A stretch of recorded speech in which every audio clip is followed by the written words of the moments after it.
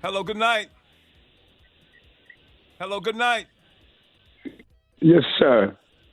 Good night, sir. How you Is doing, this the brother? Brooklyn Borough president, Mr. Eric Adams? Yes, it is, brother. How are you? I'm good, sir. How are you doing? Quite well, as best as we could, is with all of this happening with us around coronavirus in our city and country. Well, let me start off, sir. Is it factual that New York has the most cases of the coronavirus? Is it factual that that New York has the most deaths from the coronavirus? And it's factual that the borough of Brooklyn is carrying the load. Both Brooklyn and Queens, and everything is factual up to the exact numbers. And when you look at the fact that New York City has become the epicenter of the virus here in America, and Brooklyn and Queens is the epicenter of that center, I believe that Brooklyn is undercounted. I believe we have more cases than any other borough.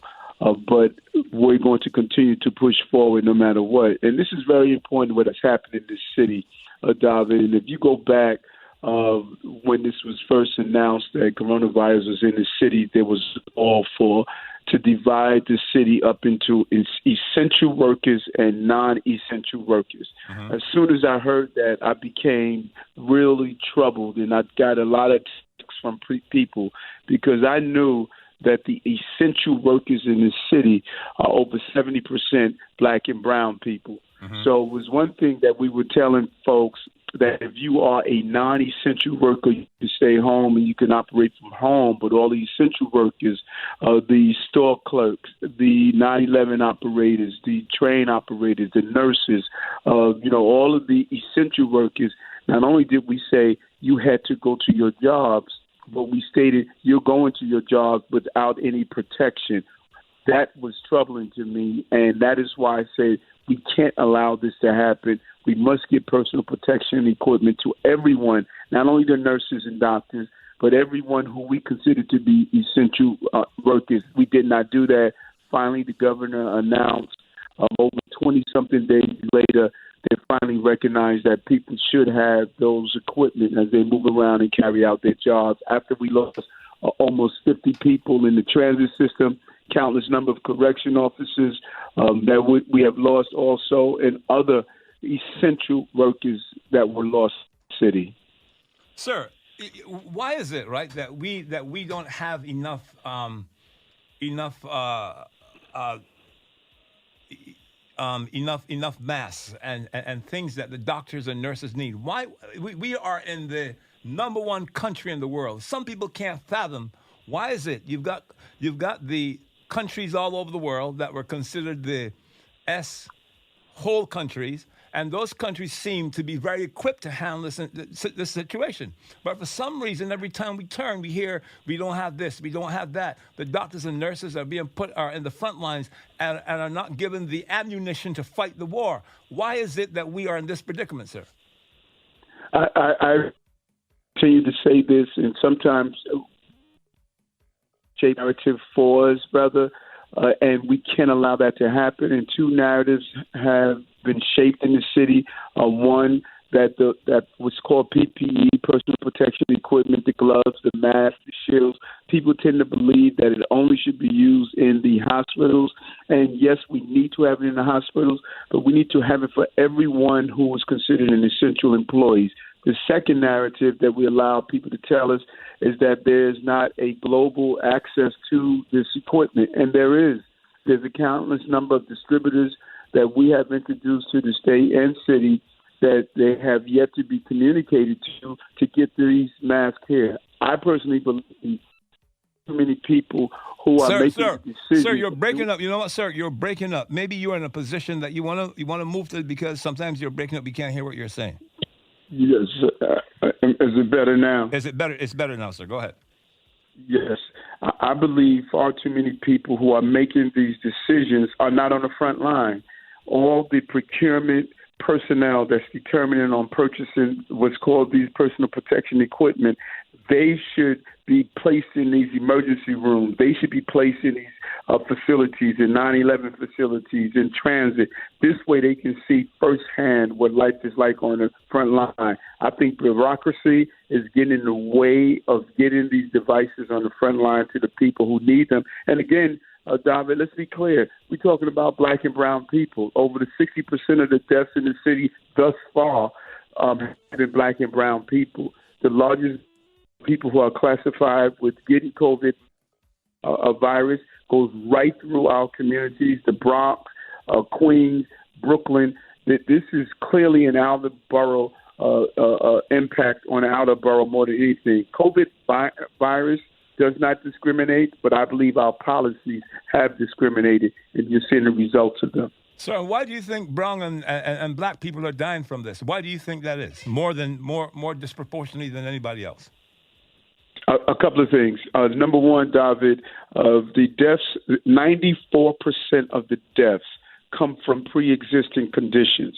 And so when you add on to the fact that the health issues in black and brown communities already exist. If you have asthma, if you have respiratory issues, if you have diabetes, heart disease, all of those pre-existing conditions will give way to a serious amount of injuries you will sustain that can lead to you actually expiring from this disease. And it is in our communities where you see these major health crises that exist. And so when you get this COVID virus and you start to have the advanced stages of it and you have pre-existing conditions, you could really lose your life in the process, and it becomes extremely dangerous. And that goes to the cornerstone that you and I talk about all the time, about the quality of food in our community and the quality of health care in our community. And our immune systems are all compromised. And when you get a virus like this, it only further compounds the complexity of you dealing with overcoming this virus. So, a lot of advertising is being done about the census. Filling out the census, doing things with the census. It's very important that we fill out the census, especially in the communities of color, the brown and black communities. How does this affect what is supposed to be accomplished by filling out the census? People say all the time, the census has nothing to do with me. I don't have to worry about it. No, it does. It's about the money coming back to our city and country and back to our city and our borough. Brooklyn was 10 years ago. Brooklyn was at the bottom of the census completion, and even now we're dragging behind the other boroughs. This is a direct impact on revenue and resources that will come back to the city so that it can go into our health care, our roads, our schools. Based on your number count determines how much you're going to have returned from Washington, D.C., city, as well as your congressional seats. It determines how many congressional seats you're going to have as well. It's crucial that citizen or non-citizen, you're not asked if you're a citizen. We were able to fight to make sure Trump could not get slick and put the citizen question. You are only asked to count for people in your household so we could have the dollar amounts returned to our borough and our city. And we really need people to fill out the census so that we can be properly counted and get the revenue that the city deserves. It's Caribbean Fever, 107.5 WBLS. We're talking to Brooklyn Borough President, the Honorable Eric Adams. Sir, what are your thoughts on the school year being closed, especially for Brooklyn? Extremely challenging, Dahved. When you think about it, many of our students don't have their iPads, don't have their tools. We have a substantial number of students who are not online yet. The city purchased over 300,000 iPads so that children can do online learning. You have almost 200,000 who are not in possession of those iPads yet. That is troubling and alarming. Here we are almost a month after the schools have been shut down, and we don't have all of our children accounted for to be online. And then in addition to that, we're stating it's not going to be until the end of April This is troubling. How do you get back this school year? This is going to be an entire generation where there's going to be an asterisk on this school year for them. You can't just promote them just because of coronavirus.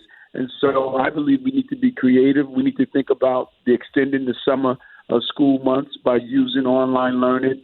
We partnered with a company called Sut, where they have an online learning application that they made free to the Borough of Brooklyn. They're making it free for the entire city.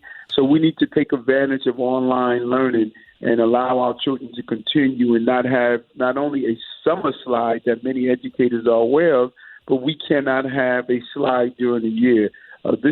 Education is real, particularly since our entire globe is changing through artificial intelligence and computer learning, and our children must be able to keep up. And so this is a very troubling time, and we must extend the school year if needed, whatever needs to be done to make sure our children are fully equipped to get this year of learning time frame that's needed. Sir, it has now been put out there all over the media that we've had information about COVID-19 since last year, November, December.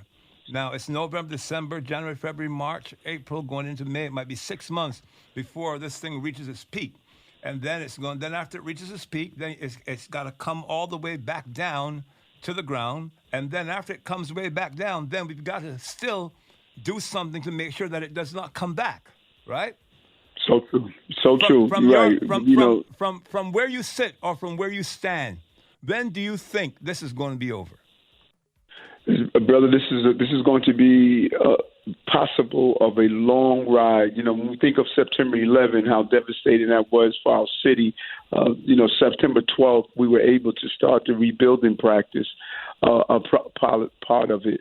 That is not what we're looking at now. This has the potentiality of lasting all the way into the month of June, and then it could return again in November. We're in for a real challenge. Even if the virus does not return, this is a new norm that we have to start preparing ourselves for. Scientists were telling us for a long time that because of our overuse of antibiotics, we will create superbugs, and viruses are going to come out of just the normal life that we're living in our close proximity and oversaturation of using animal products in different ways. And so we're in a real challenging time. And so people should not believe that we're going to be able to just wipe our brow and say, hey, we dodged a bullet. That's not the reality. We have to start adjusting to how do we deal with these bugs that are in our society. And so the next couple of months, you're going to see a readjustment. The city that we knew is not going to be the city that we could expect. Many businesses are not going to reopen. How we're going to start using online applications is going to change. We're entering a new norm, and many of it is not really ready for us to define how it's going to be. And the next leader of this city is going to have to be able to have some real technical knowledge, be able to handle crises in a real way, and how to make this city function in the correct manner. Think about it. We knew long before the virus hit our shores in our city, we knew that it was going to impact those with pre-existing conditions. We knew that already. There was no plan mapped out to address those with pre-existing conditions to prevent them from going to a level of fatalities. We knew ahead of time that we were going to have to communicate with people in different languages. Yet, for the most part, you heard English speaking coming from everyone that talked about this COVID virus. No one was talking in Creole. No one was talking in Chinese or Korean languages of this city, and no one was speaking to people in the manner in which they comprehend stuff. When I was in Canarsie talking to a group. So you got to move again. You got to move again. Your phone is dropping out again. So you got to move again. Do a little. Sorry. Okay, go ahead. I stated that when I was in Canarsie speaking to a group of young people who were playing basketball, I said, "Listen, guys, you're supposed to be social distancing." They said, "What the heck is that?" Who are we talking to? We have to start speaking to people on their level and not merely on the level that we think. And so everyone didn't wake up in the morning and listen and read the New York Times and listen to the president, the governor, and the mayor do a briefing. That is just not how people communicate. We should have been in the hair salons, the barbershops, talking to young people in a real way and speaking in the different languages. That is how we have to start viewing this city, the city that is a diverse place where people communicate and interact with that level of diversity. Sir, you know what? You're talking about Brooklyn. Brooklyn has been hit hard. Let's talk about the businesses in Brooklyn. The average barbershop, the average beauty salon that you just talked about, the average market, the restaurants, the bars, all these things have been hit very hard. We have been hearing about stimulus packages that are supposed to be available for small businesses. Is this fact or is this just political fiction?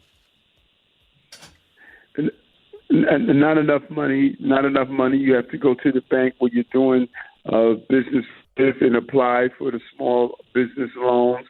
We need more to congressional delegation that was able to identify funds that's coming in, and which we want to make sure that we continue to find that stimulus. And assistance is coming to everyday American citizens as well. You, based on your 2018 tax return, you'll get $1,000 back from the stimulus package, $500 for each children that you get. But we want to do more help on the ground level. We're speaking with our Brooklyn Chamber of Commerce to talk about how do we assist small businesses over this hump and get through this hump. Even being creative for those who are small business owners to find ways of being able to set aside some of the rent that they're paying and using our tax system. And sir, that's very important. Now, let's talk about mortgages. We're hearing a lot of talk that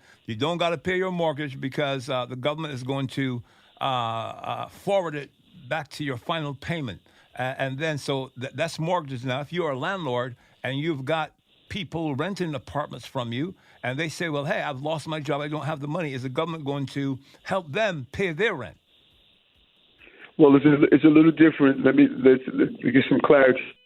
It's important because it leads to move again, sir. Move again, sir. Move again. Move again. Yes. Go ahead. Am I coming in good? Yeah, go ahead.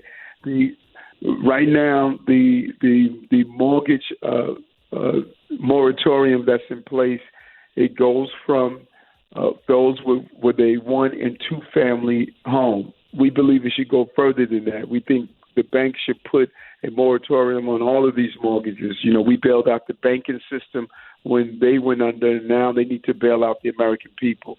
And so if we're going to give people the 90-day moratorium on rent, which we're trying to do, it needs to be matched with a 90-day moratorium on mortgages and utility payments. The goal is to allow the New York and Brooklyn and American people to be able to survive at least a 4-month period, which seems to be the duration of coronavirus. And that's why we're looking to give the infusion of money. And we should do more than just 1 month, $1,000. That $1,000 should go through the duration of this virus to families to keep people afloat. People lost their jobs. People have been unable to really maintain themselves, and we need to do everything possible to keep people in a sustainable level as this virus continues to move. And sir, is this going to be residential and commercial at the same time? No, right now it is just residential for mortgages on 1- and 2-family houses. We think it should go to the commercial as well. Everyone is suffering. Many restaurants have closed down. We have attempted to match restaurants with some of our first responders so we can continue to give them business. But we believe it should be included in our commercial as well to ensure that businesses are able to stay afloat, have people laid off or businesses closed in the process. Well, sir, I know you got to run, but thank you for any closing words you want to say, sir. We're going to get through this, and it's extremely challenging. and it's intimidating. And there's a moment of uncertainty. We lost some great giants. We lost Dr. Roy Hastick and a few other great giants. And just hearing these stories every day can be extremely traumatic. Now it's time to really lean on our faith and take care of ourselves and make sure as you go out, social distancing, make sure you wear your mask, your face covering. This is why I handed out face covering at the beginning of coronavirus. I didn't wait for the CDC to state we're going to continue to just uplift our community and be on the ground. I'm not going to disappear. I'm going to make sure that people know they elected me to be a general, and generals do not lead their army from the rear. They're on the front. I like that, sir. Listen, thank you very much. Dahved. Thank you very much. Okay. Thank Caribbean you. Fever 107.5 WBLS. Dahved Levy rocking you. That was Brooklyn Borough President Eric Adams there speaking to you, telling you all the stuff about the stimulus packages, what's going on in Brooklyn. We've got a lot more guests coming up. So, we're going to take a short break. Be coming right back. Caribbean Fever 107.5 WBLS.